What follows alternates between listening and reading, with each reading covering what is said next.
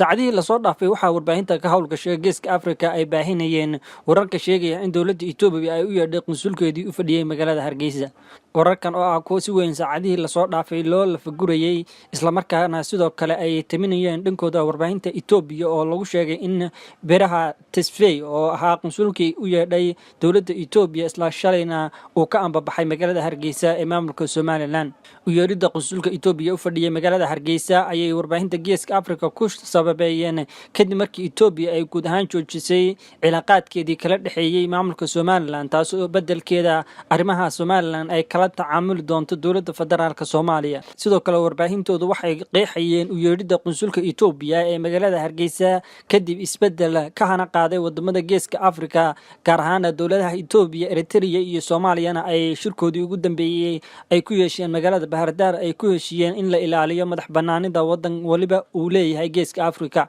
Maalmo ka hor ay ahayd markii Faysal Cali Waraabe oo ah hogaamiyaha xisbiga mucaaradka ee u ciiday maamulka Somaliland uu qiray in dowladda federaalka Soomaaliya ay soo xidhay cilaaqaadkii Somaliland kala dhaxeeyay dalka Itoobiya taas oo soo baxday macluumaad badan oo ku aadan xiriirka maamulka Somaliland ay hore loo lahaayeen Itoobiya in xilligan uu xidhmay.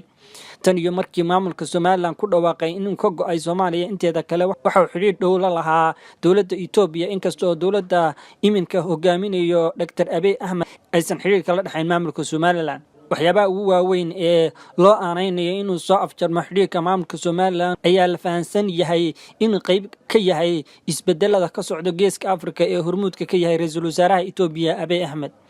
wararkii hore ee aad kala socoteen barteena YouTube-ka horena aan ugu baahinay ayaa waxay qeexayeen in maamulka Somaliland uu go'doon ka noqday siyaasadda Itoobiya taas oo aan saacadihii ugu dambeeyay aan hore u soo qaadanay. inkastoo dadka qaar ay u arkayeen in wararkaasi ay yihiin kuwo ku tiro kuteena haddana waxaa warbixintana ay tibaaxaysaa in dowladda Itoobiya ay joojisay isla markaasina ay ka baxday heshiiskii ay kula jirtay maamulka Somaliland gaar ahaan dekedda Berbera oo ay hore ugu heshiis ula gaadheen maamulka Somaliland, Itoobiya iyo waliba dowladda Imaaraadka Carabta. labixitaankan qunsulka ayaa imaanaysa iyadoo sidoo kale qunsulkii u fadhiyay magaalada Garowe la sheegay in Itoobiya ay xidhay sidoo kalena ay u yeedhay iyadoo xilkii ka qaaday.